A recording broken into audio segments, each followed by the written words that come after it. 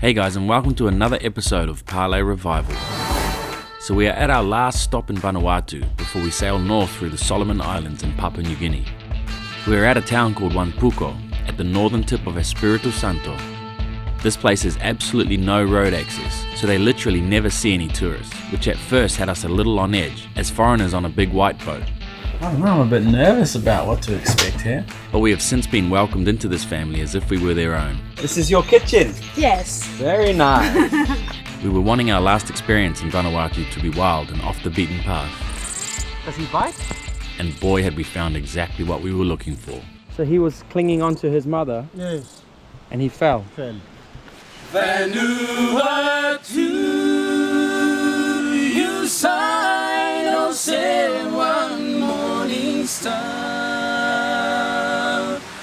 The beauty of Kava is that you wake up in the morning and there's no hangover. It's just this magical plant. It's pretty potent how they make it here. But the feeling is, it's not like you're drunk.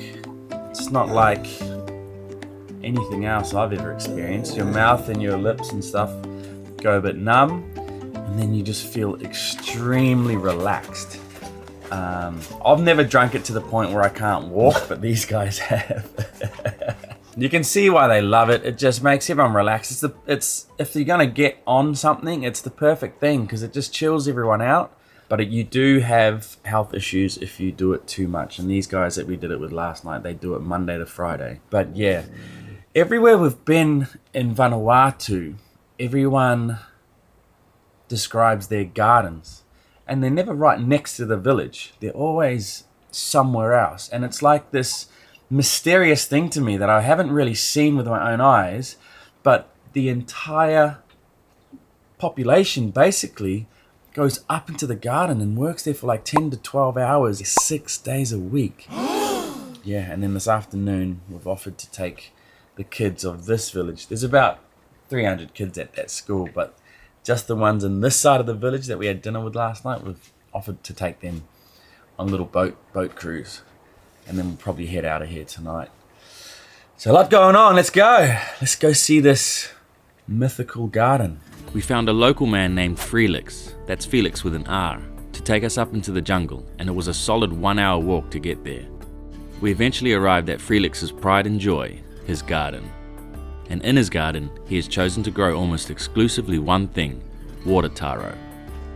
Every day, Felix and his wife walk all the way up here and either do maintenance or harvest some water taro to take back to the village to feed his family. His garden, along with all the other family gardens, are spread out throughout this part of the jungle, an hour away from the village because the soil is so rich, there's plenty of rain, and there are small streams scattered all through the hills to supply water to their gardens. The families trade with each other depending on what they grow, and the community is 100% self-sufficient. There are no jobs in the village per se. Maintaining their gardens, which is their main food source, is their job, and is a crucial part of survival here in the Vanuatu jungle. For Felix, the beauty of water taro is that it literally can grow underwater and thrives in a muddy, swampy environment. So his garden beds are intentionally flooded to plant hundreds of taro roots right inside the muddy water. His job for the week was to actually build another section of the garden, so we offered to help him out to get the job done quicker. So the first step of the process was to dig up the whole area which he wanted to flood. And I tell you right now, this was not easy in the humidity and the heat. We chipped away at it 1 foot at a time, and I had a huge amount of respect for Felix coming out here every single day, doing hard manual labor like this with his wife, to literally just feed his family. Felix's garden was one of the biggest taro gardens in the village, so he also ended up feeding many more than just his own family. After this experience, we definitely have a greater appreciation for what actually goes into harvesting and transporting these vegetables back to the village, all done by hand, and all walked for miles back through the jungle. After digging our hearts out, we were eventually ready to flood the new section of the garden. Okay, so now he's going to start letting the water in. So we broke the dam and the water started filling the new tier of the garden which we had just made. It was strangely rewarding watching our garden fill after all that digging, and it was hard to imagine that this muddy mess was actually perfect for the vegetable to grow in. Yeah. But we weren't done yet. The next step is to mix up the mud to make a dirty soup-like mixture, which apparently agitates all the nutrients in the dirt for the water taro to absorb. And so the taro likes to eat the soup? Yes, like to eat the soup one. Cool. Every part of the new garden had to be mixed and stomped, but while we continued to work away, Felix started to get a little sentimental about the fact that we were the first people to ever help him with his garden outside of his own family. Thank you for you, all of you three. We come from long way from your countries until we come to Vanuatu. Then we eat water taro. He explained to us that this very garden that we all just built together today would feed his family for generations. This area of land was given to him by his father, and he will one day hand it down to his children in the hope that it will continue to be maintained and harvested long after he is gone. It really puts things into perspective for us, because for us it was just a little bit of hard work and a fun learning experience. But for Felix, this small extension would have taken him all week and is now a permanent feature in this garden which he has put his heart and soul into. I was quite moved about what this whole experience had meant to Felix, and he said that we needed to come back again soon to check on our garden sometime in the future.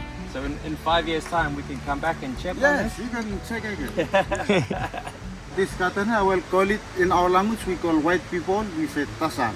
Tasal. Tasal, like we call it white people. So this cotton, his name is Tasal. Yeah. So thank you very much for your help. No problem. Yeah. Thank you for teaching us. Very interesting style of garden. Oh yes. Okay, so Felix said he was gonna wait until Friday till this all settles, and then he can plant some taro. But he's gonna show us how they do it just over here. But so you take the taro off, and then you cut. Yes, cut the- off, and then we take the fruit. You take it home Yeah. to eat, and then all the top here, just leave it to plant a new one again. And it'll do another one every year. One top like this, we can use it maybe for 5 years or 6 years. Really? Just one. That's incredible. Yes, we just remove the fruit and then we take it home. Then just take the top and then just push it down. Finish. Wow. What an amazing vegetable. It just keeps on giving. So it loves the soupy, muddy water. And these plants are okay. They're not dying? Yeah, the leaves are okay. They are going to fall off, but the new one is here. Ah, they're gonna, okay. This wasn't just a garden. This was Felix and Mother Nature working in perfect harmony, like this irrigation system which he had redirected from a nearby stream, which supplied his entire crop. His daily trips out here were a necessity to make sure nothing had blocked or broken his water supply, because losing his garden would be absolutely devastating for him and his family. While we were here, his wife harvested a few water taro to take back to the village. They generously tried to give us more taro than we could have gotten through in a year, which is just the nature of the people here in Vanuatu. Take the top, then put it So that's inside. another good one. Yeah. Take it. Holy crap. You can put another one. No, we have, That's a lot. it will go off. We won't be able to eat fast enough. Yeah. This is watercress. Boil it up. Like spinach. Raw. Tastes like grass. So at the market in Lucanville, that's 1,000, like we say $10. That's $10. Yes, in one bundle like this. I just plant the taro for eat only. Oh, so you don't sell any of your taro? No. I have never been to the market in Lucanville to sell taro. But you sell your kava? Yes, only the cover. Ah, so this is just to eat. Yes. After a solid day's work, we started the long trek down the river back towards the village. I still can't believe they do this every single day, but it all makes sense now because where they live is not the best place to grow vegetables, and where they grow vegetables would be a miserable place to live.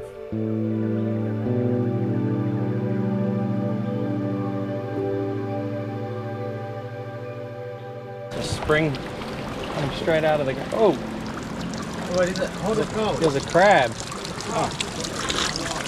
As fresh as it gets. Tastes like absolutely nothing, which is how it's meant to be.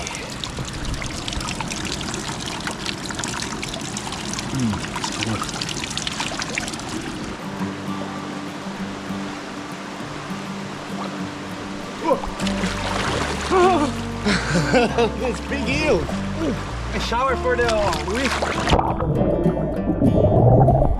Oh, that is cold. Oh, amazing.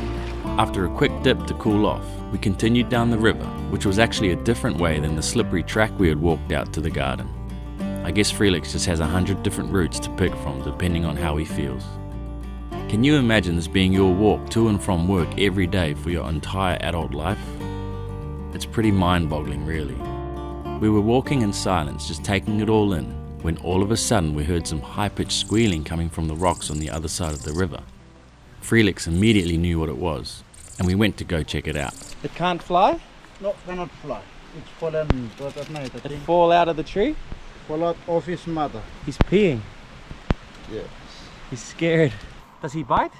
No. So he can't fly yet. Oh, cannot fly. So he was clinging onto his mother Yes. and he fell. Fell. So what should we do?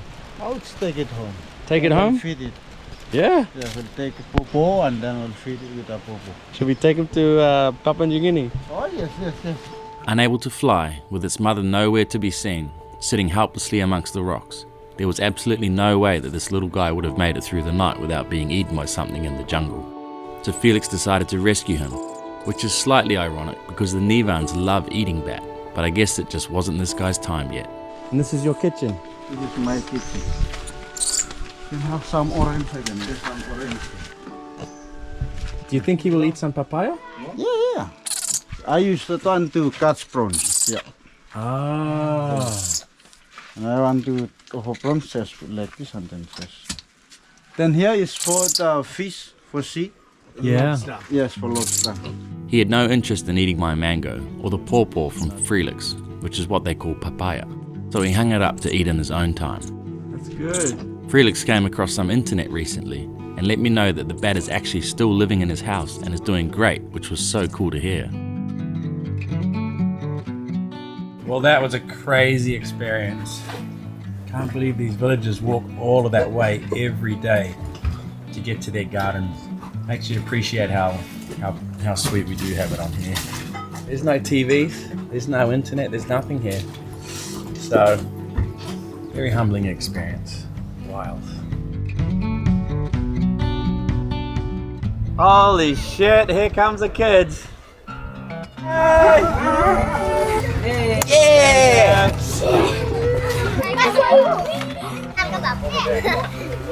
Okay, here comes a second boatload, and there might even be a third. Hey, Hankey's coming out. I think it's safe to say that these kids were pretty excited about being on a sailboat for the first time in their lives. Okay, so if you go this way, you turn that. Okay, go towards the sun. Turn. Turn. Turn more. We noticed this even on our first night in Vanuatu when we had just travelled all the way from Tonga, that the children here are taught to share from a very, very young age. This was shown today when they all gave each other turns steering the boat, making sure no one that wanted to stare would miss out. There's something pretty special about spending time with children from different cultures, and our intentions aren't to show off a big fancy boat or spoil the kids in some way. It's to let them know from a young age that it doesn't matter what walk of life you come from, or what colour your skin is, there is absolutely no reason we can't all just get along and treat each other with love and respect. But these particular kids hardly needed to be reminded of that. It's just how they are anyway. And it was nice to just see them relaxed and having a good time on Parlay in their own backyard. Beautiful! So many! First time seeing dolphins or no? No. First time on a boat? Yeah.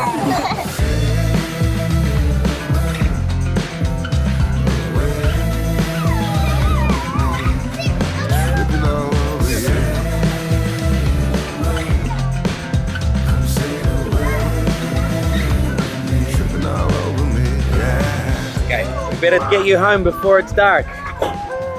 Home time, who's in the first dinghy? So we decided to stay one more night. It's just too good here, and Felix has invited us to go lobster hunting. So we're gonna go see how they do it. It's obviously nighttime now, so that's how they do it here. We'll see what happens. Here goes. So we followed Felix as he carefully selected an array of seafood for everyone from his local supermarket. He seemed to know exactly where everything was, from decades of learning from this reef, as he chose a few fish, lobsters, crabs, even a squid, and it was pretty cool just sitting back and watching him do his thing. Yeah, it's like an aquarium down there. The craziest thing that came past was this big squid. It's massive. I know where they go at night because you can see the lobster's eyes, so it makes them a lot easier to get. Back at the village, we all chipped in to cook a mouth-watering feast, while Pedro made an absolute meal of the squid. Endless ink. Oh my god, it's like actual paint. To make coconut milk, they grind the coconut meat out of the shell and squeeze the living daylights out of it, and out comes 100% organic coconut milk straight off the tree. We ate like kings with the whole family again that night, and absolutely nothing went to waste, and I mean nothing. Ow. They eat the shell and everything.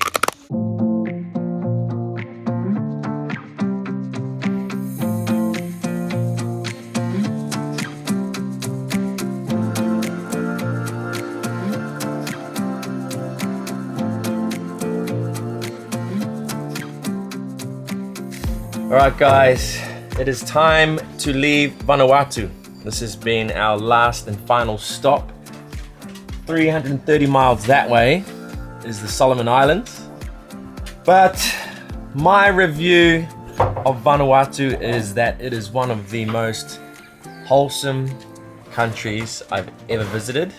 The people here, there is something in their DNA that just makes them the friendliest people I've ever met in my life. And even we took the kids out yesterday, every single one of them is just so smiley and friendly, and it's just instilled in them from a young age to be nice. And the people here were just so friendly. We had 2 meals with them, like a seafood bonanza last night, and not for 1 second did I ever feel like they wanted anything in return. But we gave them a lot of stuff, trading and just showing appreciation. So I think the relationship between cruisers and the locals is very, very good and very peaceful here. What did you think?